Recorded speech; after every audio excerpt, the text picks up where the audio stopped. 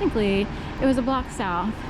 So it would have been one of the units like this, but one block south with these, you know, with this wall here. And it had, you know, little dainty or light Christmas lights, like the little white ones or clear ones.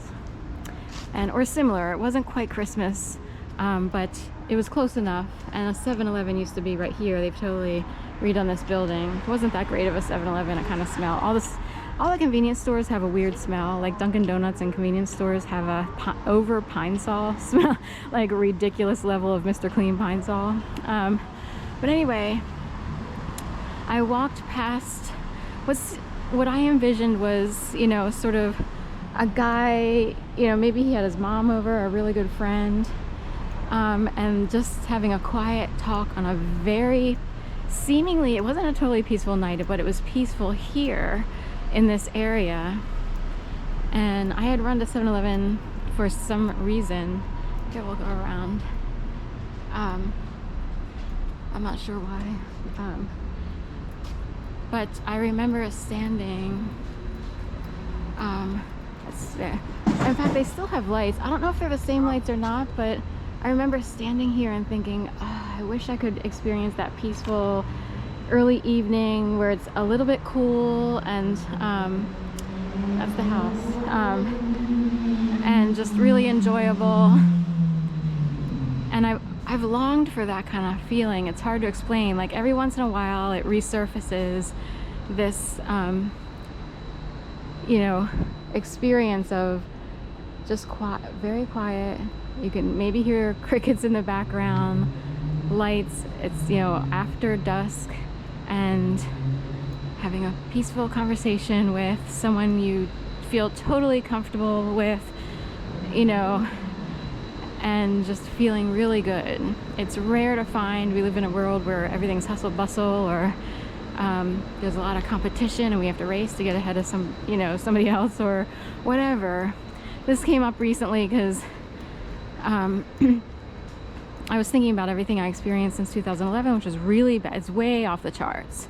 So it's hard to prove because I look like a normal I look like anyone, you know, your normal neighbor. You know, grew up with modest beginnings, you know, just barely sort of scraping through college and everything. You know, I did okay, but still, you know, I've had a lot of hard jobs in addition to jobs that are technically in line with, you know, my pursuits of writing and stuff like that. And I was thinking about, you know, how you can continue making a living and stuff like that. And sometimes you see opportunities pop up here and there, and it's like as soon as you think about an opportunity that could present itself where you could use your skills a little bit more than what I've been able to use for quite some time, all of a sudden it's almost like the universe will send all kinds of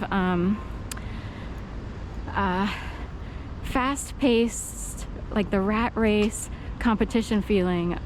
And of course a lot of ads out there sort of present the idea of we're looking for, you know, these things, and they make it like really competitive sounding.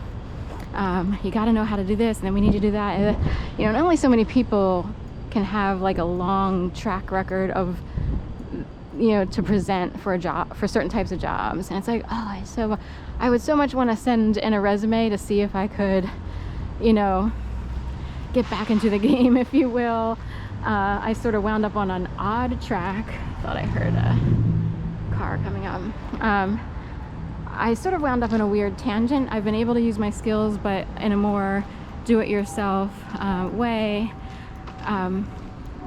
But what I also saw were opportunities that I wished I could find way back in the day. I did find freelance opportunities many years ago when the .com industry was kind of popular, so there were jobs in the field of, say, writing and editing where you could work from home, but it would be contractual, so you wouldn't necessarily have the same benefits. And like through a retirement community, I was able to work from home, stuff like that. This was Erickson Retirement Communities. And for many years, I wish I could find a hybrid where either you only show up to work once or twice a week, but you mostly work from home. That's like a dream job for someone, particularly in the field that I'm in. And of course, I know one or two opportunities presented themselves, and I was like, oh, I wish I could have found that years ago. You know, I'm not sure if they're looking for, you know, a washed up 53-year-old. I'm kidding. I know things exist, and also there are opportunities for people who have actually experienced certain things and need to kind of work from home more than always in an office, per se. Especially, and writing can be done from home. There was a major even change for, say, the Philadelphia Inquirer. It used to be at 400 North Broad. I used to work across the street for North American Publishing at 401 North Broad, which is interesting. That company moved over to Spring Garden, but a lot of writers for the Philadelphia Inquirer started to work from home, maybe after, you know, 9/11 of 2001. And it was very normalized, you know, because writers can send stuff in through like digital files, you know. Maybe they would do a conference call or whatever. And in general, writers are a specific breed.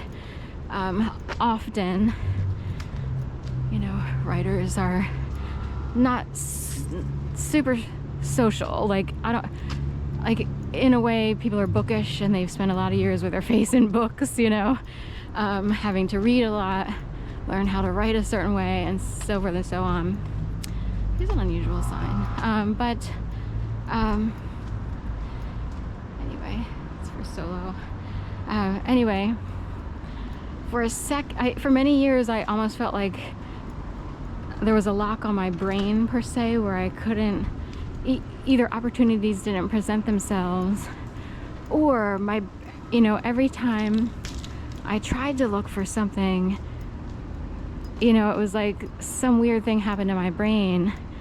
Some people will call it oppression, you know, certain people or populations, the doors don't open, or it's a way to hold somebody back, particularly if other people need you. I actually believe this at this point in time.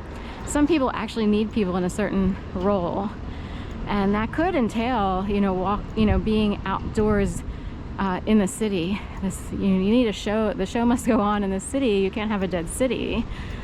So, it's hard to explain, but you know, a lot of people wonder, like, how do those people make a living? Like, so and so's always outdoors, and like, how much can she make? Whatever, you know. Anyway, it's a whole long story, but in the world of intel or intelligence, there are people who might be able to ensure that people stay in certain roles, which could include being outside a lot. They need people to have outdoor jobs. They need people to be male people or whatever, you know. So anyway, just felt like talking about that. And for the first time in a long time, I was like, you know, odds are that particular opportunity wouldn't be available for someone like me. I'm a certain age, I've had a certain experience, but I actually felt positive for a second about at least looking into it. But I've had such a bizarre experience that I don't know, you know, what's the best thing for someone who learned something about the world. Other